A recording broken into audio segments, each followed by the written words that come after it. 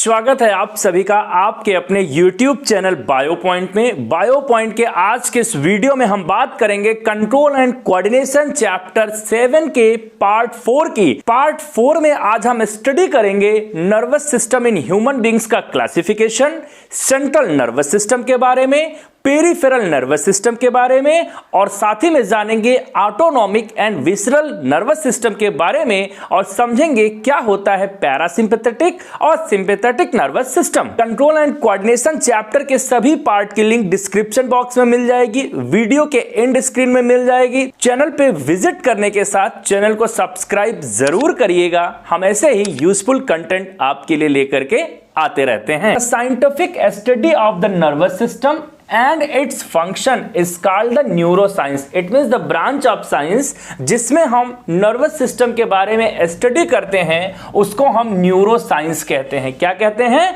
Neuroscience कहते हैं। यहां पे क्लासिफिकेशन को समझें तो nervous system of human beings को हमने 3 पार्ट में डिवाइड किया है। सबसे पहला है सेंट्रल नर्वस सिस्टम एंड दूसरा है पेरिफेरल नर्वस सिस्टम एंड तीसरा है autonomic nervous system. Central nervous system जो कि हमारे बॉडी का मेन नर्वस सिस्टम है, इट मींस मेन पार्ट है नर्वस सिस्टम का, वो इंक्लूड करता है ब्रेन को और स्पाइनल कॉर्ड को। ब्रेन को हम लोग एनसेफेलॉन भी कहते हैं और स्पाइनल कॉर्ड को माइलोन कहते हैं। वहीं सेंट्रल नर्वस सिस्टम को शॉर्ट फॉर्म में सीएनएस तो पेरिफेरल नर्वस सिस्टम को शॉर्ट फॉर्म में पीएनएस कहते हैं और पेरिफेरल नर्वस सिस्टम को cranial nerves and spinal nerves में डिवाइड किया गया। इट मींस ये इंक्लूड करता है क्रैनियल नर्व्स जो कि 12 पेयर होते हैं और स्पाइनल नर्व 31 पेयर होते हैं। ऑटोनॉमिक नर्वस सिस्टम की बात करें तो उसमें पैरा सिंपैथेटिक नर्वस सिस्टम और सिंपैथेटिक नर्वस सिस्टम आते हैं और ये हमारे बॉडी के ऑटोनॉमिक इट मींस ऐसे फंक्शन को डील करते हैं जो कि हमारे विल पे डिपेंड नहीं करता है। ऐसे फंक्शन को डील करने के लिए हमारे बॉडी में विसरल नर्व्स प्रेजेंट होती हैं। तो ऑटोनॉमिक नर्वस सिस्टम को विसरल नर्वस सिस्टम भी कहते हैं क्योंकि उसमें जो न्यूरॉन्स है, जो नर्व्स हैं, उनको हम लोग विसरल नर्व्स कहते हैं जो बॉडी के internal organ for example heart की बीट को इंक्रीज करना, लंग्स की फंक्शनिंग को देखना, ये सब फंक्शन इनके द्वारा डील किया जाता है। सेंट्रल नर्वस सिस्टम को अगर हम समझे तो ये इंक्लूड करता है ब्रेन को और स्पाइनल कॉर्ड को। ब्रेन की सबसे पहले बात करें तो ब्रेन इक्टोडर्मली ओरिजिनेटेड है। जर्म लेयर के इक्टोडर्म से 3 तरीके की जर्म लेयर होती हैं, इक्टोडर्म, मेसोडर्म और एंडोडर्म। तो ये जो ब्रेन का पार्ट है ये हमारे बॉडी के अंदर ओरिजिनेट किससे हुआ है? इक्टोडर्म से। It is a centre of all nervous activity. ये हमारे बॉडी की सारी न्यूरॉन्स की जो एक्टिविटी है सबका क्या है? Main control and coordination centre है। वेट की अगर हम लोग बात करें ब्रेन का तो लगभग 1250 ग्राम से 1400 ग्राम के आसपास होता है। अब एक क्वेश्चन बहुत इंपॉर्टेंट यहां पे बनता है कि जो ब्रेन है, जो ह्यूमन का ब्रेन है वो फुली डेवलप कब हो जाता है बच्चे के जन्म लेने के बाद? तो आप यहां पर देखें size at time of birth लगभग 312 to 350 ग्राम होता है। एट 2 ईयर जब बच्चा 2 साल का होता है तो लगभग जो वेट होता है वो 930 ग्राम से 1050 ग्राम होता है। और साइज अब आप देखें फुल डेवलप कब होता है? तो जब बच्चा 6 ईयर का हो जाता है तो जो ह्यूमन का ब्रेन है वो फुली डेवलप हो जाता है बच्चे के अंदर। तो ये ध्यान रखिएगा, ह्यूमन बॉडी में ब्रेन का फुल डेवलपमेंट कब होता है? तो 6 ईयर की एज में डेवलप होता है। और यहां पे आपको बताएं आउट ऑफ 100% जो न्यूरॉन्स हमारे बॉडी में हैं 95% न्यूरॉन्स केवल वन एंड ओनली हमारे ब्रेन में प्रेजेंट होते हैं। लगभग अगर एस्टिमेट डाटा आपको बताएं तो 120 बिलियन के आसपास जो है क्या है न्यूरॉन्स हमारे बॉडी में हैं। तो उसमें से 85 to 80 बिलियन जो है क्या है हमारे ह्यूमन ब्रेन में है। सेंट्रल नर्वस सिस्टम का जो अगला पार्ट है वो स्पाइनल कॉर्ड है जिसको हम लोग माइलोन भी कहते हैं। याद रखिएगा क्या बोलते हैं? स्पाइनल कॉर्ड को माइलोन भी बोलते हैं और ब्रेन को एनसेफेलॉन कहते हैं। यहां पे स्पाइनल कॉर्ड की बात करें तो it arises from medulla oblongata. It means brain के किस पार्ट से? मेड्यूला ऑब्लंगेटा पार्ट से, जो कि हमारे हाइंड ब्रेन का पार्ट है। आने वाले लेक्चर्स में हम ब्रेन का स्ट्रक्चर डिस्कस करेंगे।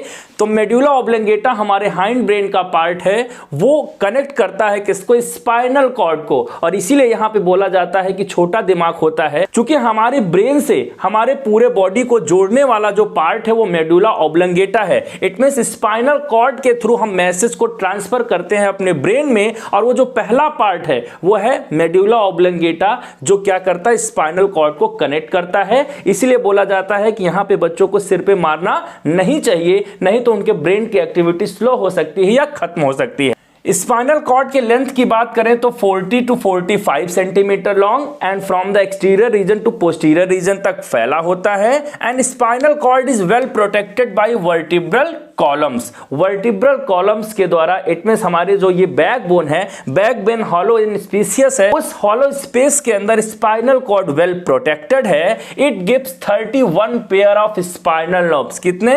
31 pair of spinal nerves arise करता है, जो हमारे बॉडी के विभिन्न कंट्रोल एंड कोऑर्डिनेशन सेंटर को क्या करते हैं, डील करते हैं, और वो मैसेज को किसको ट्रांसफर करते हैं। 30 पेयर जो स्पाइनल नर्व्स हैं वो हमारे बॉडी में इंपल्सेस को रिसीव करेंगे, और रिसीव करके किसको ट्रांसफर करेंगे, ब्रेन को, और ब्रेन उसको क्या करता है, इंटरप्रेट करता है। सेंट्रल नर्वस सिस्टम के बाद जो अगला ह्यूमन नर्वस सिस्टम का पार्ट है वो है पेरिफेरल नर्वस सिस्टम, जिसको पीएनएस कहते हैं। ये इंक्लूड करता है 12 पेयर क्रेनियल नर्व्स। कितने पेयर? 12 पेयर। याद रखिएगा, कंपटीशन में या आपके बोर्ड एग्जाम के एमसीक्यूज जो क्वेश्चन आने वाले उसमें बहुत पूछता है। और ये जो क्रेनियल नर्व्स है ये अराइज होते हैं कहां से? ब्रेन से अराइज होते हैं, और हमारे हेड रीजन में फैले होते हैं, और ये हेड रीजन की एक्टिविटी को क्या करते हैं, कंट्रोल एंड कोऑर्डिनेट करते हैं। तो ये ध्यान रखिएगा। और ये इंक्लूड करता है 31 पेयर स्पाइनल नर्व्स। कितने नर्व्स? 31 pair spinal nerves. और कहां से अराइज होते हैं? स्पाइनल कॉर्ड से अराइज होते हैं। और ये हमारे बॉडी की बाकी एक्टिविटीज को, जो हेड रीजन के अलावा जो पार्ट है उसको क्या करते हैं,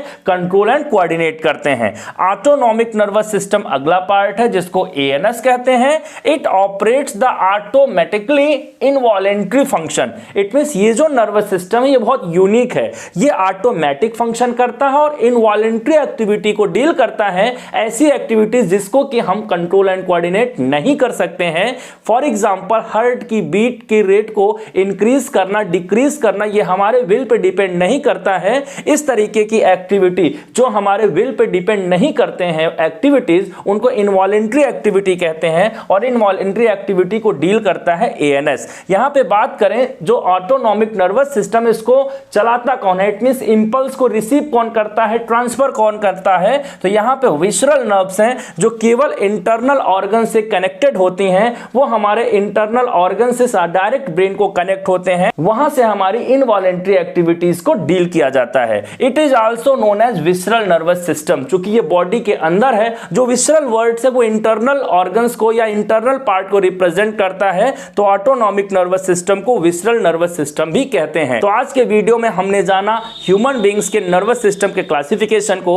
अगले वीडियो में हम लोग बात करेंगे न्यूरॉन सेल के स्ट्रक्चर, कैरेक्टरिस्टिक्स और उसके फंक्शन को। वीडियो में अंत तक बने रहने के लिए आप सभी का सहृदय से धन्यवाद।